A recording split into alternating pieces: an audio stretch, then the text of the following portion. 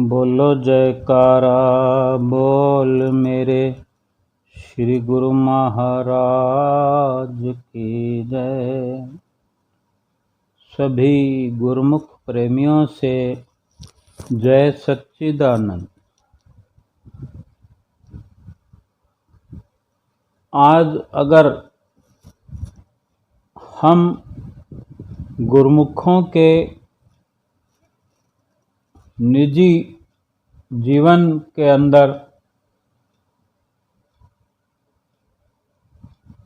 महापुरुषों का जो समावेश है, जो हमारे विचारों के साथ श्री गुरु महाराज जी के जो विचार हैं, जो मत हैं, उनके लगातार हमारे साथ मिले हुए हैं और हम कदम कदम पर भूल कर बैठते हैं,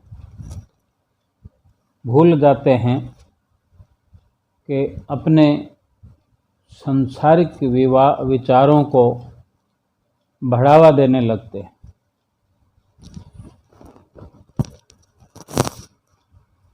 चाहिए तो हमको ये कि जब इतना बड़ा एक नायाब तोहफा हमें मिला हुआ है कि हमारे जीवन में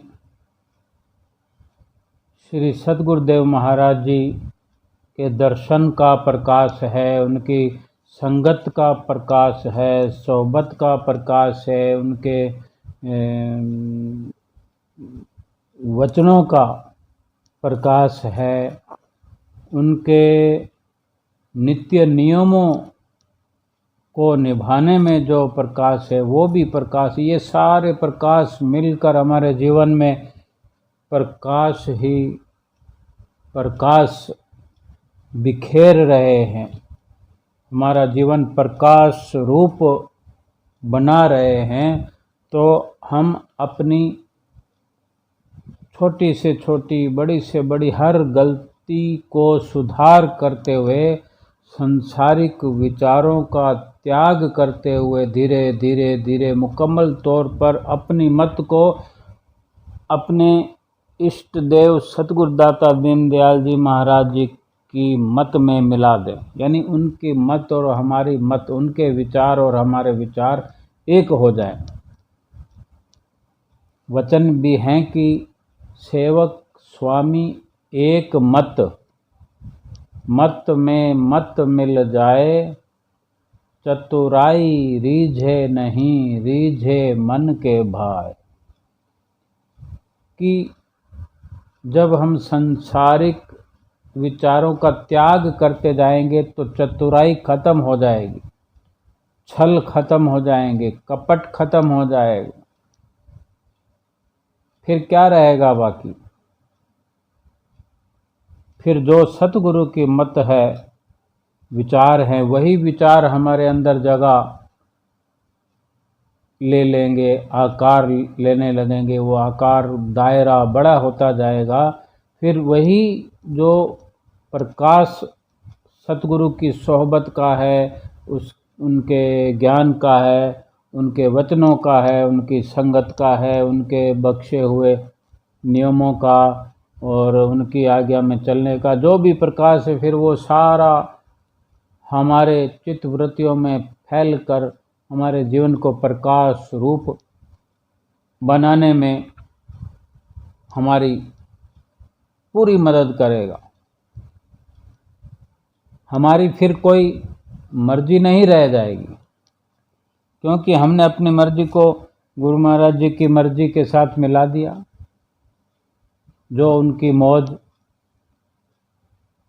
तेरा भाना मीठा लागे, यानी जीवन तो व्यतीत पहले भी हो रहा है, होता रहा है, होता भी रहेगा, अपनी मर्जी से, अपनी मत से। लेकिन विचार करें कि अपनी मर्जी से या अपने मत से जितना जीवन व्यतीत हमने किया या कर रहे हैं उसका निजी लाभ क्या है। धन कमा लिया तो धन कोई हम अपनी मत को श्री गुरु महाराज जी की मत में मिला देंगे तो कि धन कमाना मना थोड़ी हो जाएगा, धन कोई कमी थोड़ी हो जाएगी, धन तो बढ़ेगा। धन तो जितना हम प्रारब्ध में लिखा कर लाए हैं उतना ही मिलना है, और श्री गुरु महाराज जी की मत में अपनी मत को मिला दिया तो धन अधिक आएगा, कम नहीं होगा। संतों महापुरुषों के कौन से कारोबार हैं, कौन से बिजनेस हैं, ये भक्ति का कार्य तो है। क्या धन की कमी है वहाँ पर? किस बात की कमी है?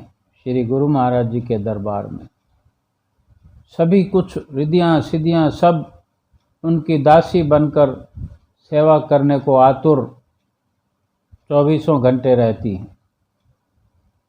अगर हम सतगुरु वाली मत अपने अंदर बना लें, उन्हीं की मत को अपना लें, उनकी रहनुमाई में हो जाए,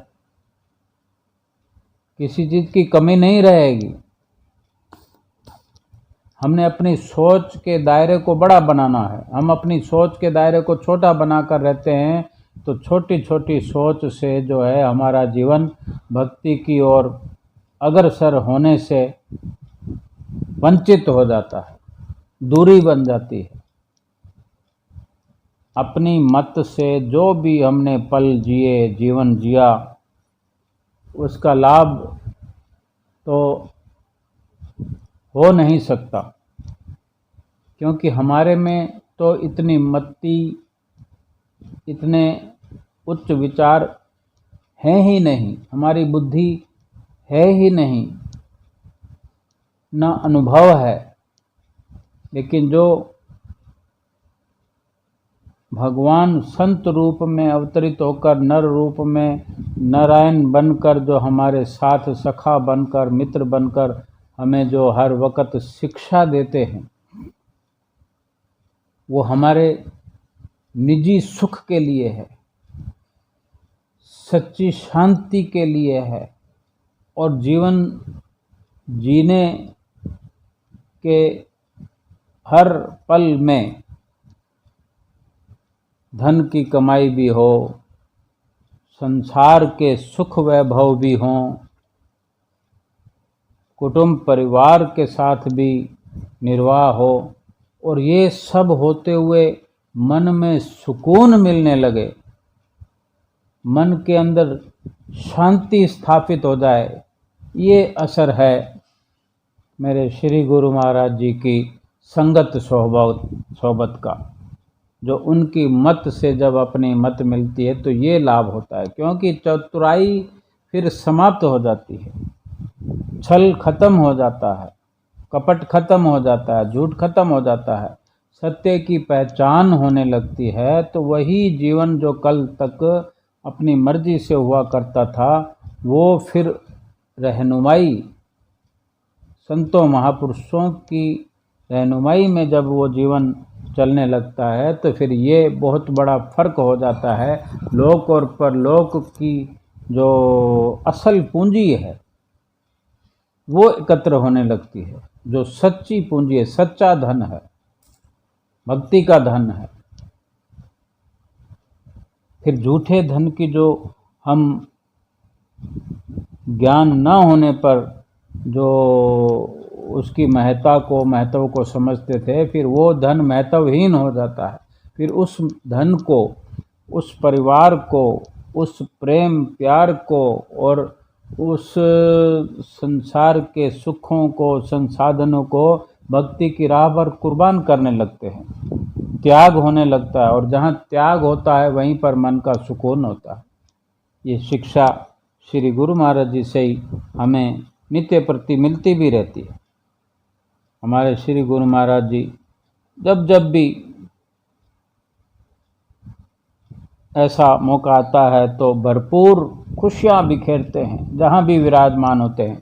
अभी पूरे भारतवर्ष में नहीं, विदेशों में भी, संसार में जहाँ जहाँ भी श्री आनंदपुर दरबार के गुरुमुख हैं, प्रेमी हैं, अभी 15 अगस्त का जो छठी पातशाही गुरु महाराज जी का जन्म दिवस, अवतरण दिवस सभी ने मनाया। श्री गुरु महाराज जी जबकि श्री आनंदपुर दरबार में विराजमान होकर सबको निहाल कर रहे थे, 15 तारीख को, अभी 2 दिन पहले, श्री गुरु महाराज जी जन्म के दिन सिंहासन पर विराजमान हुए। सुबह 11:30 के करीब दर्शन खुले। महात्मा लोगों ने माथा टेका। कुछ 3 महात्मा जनों की तरफ से प्रसाद था, उस दिन बारी थी, तो उन्होंने श्री गुरु महाराज जी को मत्था टेकते हुए श्री गुरु महाराज जी की श्री कर कमलों में अंगूठी गोल्ड की भेंटा की, जिसका जहाँ विचार होता है, जैसा ख्याल होता है, किसी न किसी तरह से अपने प्रभु को रिझाने का, प्रसन्नता उनकी प्राप्त करने का, तो वो गोल्ड की अंगूठी भेंटा की। तो आदरणीय महात्मा जी ने आगे जो पास में श्री गुरु महाराज जी के थे, महात्मा जी ने वो अंगूठी श्री गुरु महाराज जी की उंगली में धारण करवाई, पहना दी, और फिर साथ में ही उन्होंने श्री गुरु महाराज जी के लिए गोल्ड तिलक भी भेंटा किया। श्री गुरु महाराज जी के मस्तक पर तिलक लगाया गया और फिर इस तरह प्रसाद का जो मत्था टेकने वाले थे तो वो मत्था टेक लिया महात्मा जनों ने। तो फिर भोग वाले महात्मा जी ने, जो कि जिनकी सदा ये तिलक लगाने की जो श्री गुरु महाराज ने जो अवसर प्रदान किया हुआ है कि वो महात्मा जी आकर तिलक लगाते हैं हर त्यौहार के मौके पर, हर संग्राम के दिन, जो भी ऐसा अवसर होता है, तो भोग वाले महात्मा जी ने श्री गुरु महाराज जी के मस्तक पर तिलक किया।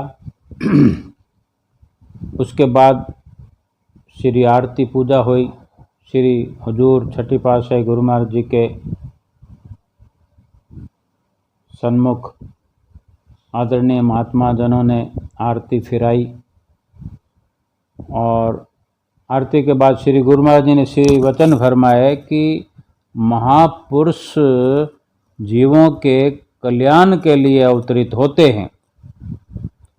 वो चाहते हैं कि हमारे गुरुमुख, हमारा गुरुमुख, हमारा सेवक जहाँ जहाँ भी रहे सुखी रहे, खुश रहे, आनंद में रहे, प्रसन्न रहे। कितने सार भरे, रहस्य भरे वचन श्री गुरु महाराज जी ने फरमाए कि कितना स्नेह करते हैं अपने गुरुमुखों से, प्रेमियों से। फिर श्री गुरु महाराज जी के श्री वचनों के उपरांत प्रेमी महात्मा जी ने भी सत्संग किया।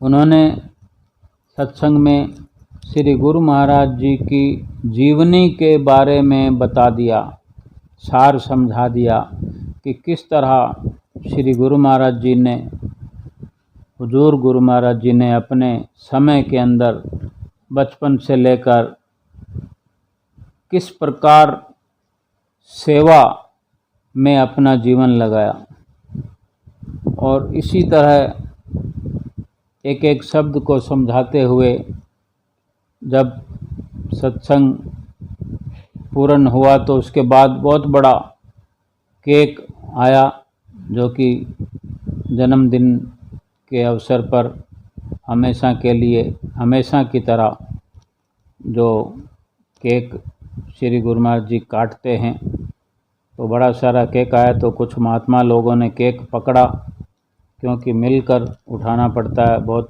लंबा और बड़ा केक होता है। तो श्री गुरु महाराज जी ने अपने कर कमलों से केक काटा।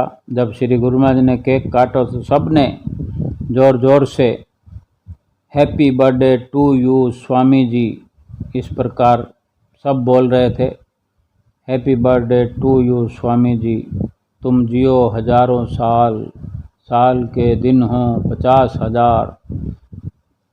फिर श्री गुरु महाराज ने केक का भोग लगाया और फरमाया कि महात्मा लोगों की तरफ केक बांटो। महात्मा जनों को पहले केक बंटवाया। फिर उसके बाद श्री गुरु महाराज जी को लंगर का भोग भी लगाया गया, जो कि नित्य प्रति जिनकी सेवा होती है, जिनको ये सेवा मिली है, तो वो भी श्री गुरु महाराज जी सबका ख्याल रखते हैं, सबको अवसर देते हैं।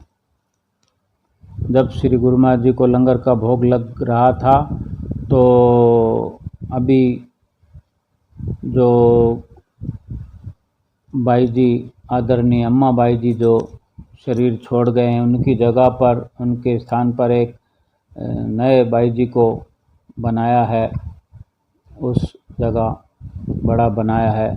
उन्होंने, बाई जी ने भी श्री गुरु महाराज जी को चांदी की एक घंटी भेंटा की। श्री गुरु महाराज जी ने वो घंटी बजाई और फिर वही घंटी उन्हें वापस दे दी। सब जयकारे दर्शन हाल में बुला रहे थे और जयकारों की ध्वनि से जैसे कोई आकाश गूंज रहा हो। फिर प्रेमियों में प्रसाद बांटा गया। उसके बाद संगत ने माथा टेकना शुरू किया, नाचने वाले भजन चलते रहे, प्रेमी नाचते रहे। बहुत सारे प्रेमी बढ़िया से बढ़िया हार श्री गुरु महाराज जी के लिए लेकर आए। एक और कोई प्रेमी श्री गुरु महाराज जी के लिए गोल्ड का तिलक लेकर आया। वो तिलक श्री गुरु महाराज जी के मस्तक पर पहले से ही लगे हुए तिलक के ऊपर ही लगाया गया। तिलक के ठीक ऊपर एक और तिलक भी बहुत ही प्यारा प्रतीत हो रहा था। एक प्रेमी ने श्री गुरु महाराज जी को एक डमरू भेंटा किया। श्री गुरु महाराज जी ने वो डमरू बजाया। कितने ही भक्तों और भक्तानियों ने श्री गुरु महाराज जी को राखियाँ भी भेंटा की, क्योंकि रक्षाबंधन आने वाला है और श्री गुरु महाराज जी जो कि श्री आनंदपुर में रक्षाबंधन ना हुजूरी में न मनाकर कहीं और आपने कृपा करने के ख्याल से जो आगे का प्रोग्राम है, तो गुरमुख प्रेमियों ने राखियाँ भेंटा भी की। प्रेमी नाचते रहे, फिर लाइनों में मत्था भी टेकते रहे और श्री गुरु महाराज जी को जन्मदिन की बधाइयाँ देते हुए कहते रहे, ज़ोर ज़ोर से उच्चारण कर रहे थे। लाइनों में देखते बनता था कि किस तरह उमंग से एक मथा टेकने के लिए कितना उछल कर श्री गुरु महाराज जी के दर्शन कर लेना चाहते थे, जन्मदिन की बधाई दे देना चाहते थे और बोलते हुए आगे बढ़ रहे थे, Swami ji happy birthday to you. Shri Guru Maharaj जी भी मुस्कुराते हुए सबको आशीर्वाद देते रहे। जब सारे प्रेमियों ने माथा टेक लिया तो कुछ प्रेमी रह गए थे माथा टेकने के लिए, उन्होंने नाचना शुरू कर दिया। सारी संगत बेकाबू हो गई और भागकर आगे आ गई और ग्रिलों के ऊपर चढ़ गई। सारे कहते रहे, स्वामी ji happy birthday to you. Swami ji कर कमलों को हिलाते हुए इशारा करते रहे सब प्रेमियों की तरफ और सारे प्रेमी नाचते रहे। फिर श्री गुरु महाराज जी ने टॉफ़ियाँ लुटानी शुरू कर दी। टॉफ़ियों के बाद श्री गुरु महाराज जी ने खूब मौसमियाँ भी लुटाई। श्री गुरु महाराज जी ने महात्मा लोगों को भी मौसमियाँ लुटाने के लिए फरमाया। जो नज़दीक खड़े होते हैं उनको आज्ञा फरमाई कि ये सब मौसमियाँ लुटाओ। फिर सब महात्मा जियों ने भी मौसमियाँ लुटाई और एक बाई जी भक्तानियों की साइड में जो चंवर लेकर खड़ी होती है सेवा में, तो वो भक्तियानी बार बार अपनी झोली आगे करती रही कि मेरी भी झोली में कुछ आए। तो श्री गुरु महाराज जी ने 3-4 मौसमियाँ उनकी झोली में भी डाल दी। श्री गुरु महाराज जी ने बारी बारी से सबकी तरफ खूब मौसमें लुटाई और फिर श्री गुरु महाराज जी सबको आशीर्वाद देते हुए मुस्कुराते हुए अंदर की तरफ चले गए। और प्रेमी जन तो फिर वहाँ पर बाद में भी नाचते रहे और वहाँ अनाउंस भी हुई कि कल दिन में 11:30 बजे दर्शन फिर खुलेंगे 16 तारीख को संक्रांति मनाने के लिए, क्योंकि श्री गुरु महाराज जी ने संक्रांति से पहले ही कृपा फरमानी थी कहीं और। तो सभी गुरुमुख प्रेमी जन्मदिन का लाभ प्राप्त जो करने के लिए कहाँ से संगत श्री आनंदपुर दरबार पहुंची हुई थी, गुरुमुख प्रेमी जो वहाँ रहते हैं, जो बाहर से आए हैं, जो जिस प्रकार की उमंग अपने अंदर लेकर श्री गुरु महाराज जी के पास उनके श्री चरणों में त्यौहार मनाने के लिए जाते हैं, दर्शनों के लिए जाते हैं, अपने संबंध को अटूट बनाने के लिए जाते हैं, श्री गुरु महाराज जी सबकी मनोकामना वैसे ही उनके भावों के अनुसार परिपूर्ण करते हैं। एक एक पल का नज़ारा श्री आनंदपुर में हम चाहे कहीं बैठे हों याद करें उन घड़ियों को कि जब भी हमने श्री दर्शन हॉल के अंदर समय गुजारा हो, अपने एक एक पल को वहाँ व्यतीत किया हो, तो वो नज़ारा हमारी आँखों के सामने हूबहू दौड़ने लगता है, एक फिल्म की तरह चलने लगता है। ऐसे लगता है जैसे कि हम अभी भी वहीं हों।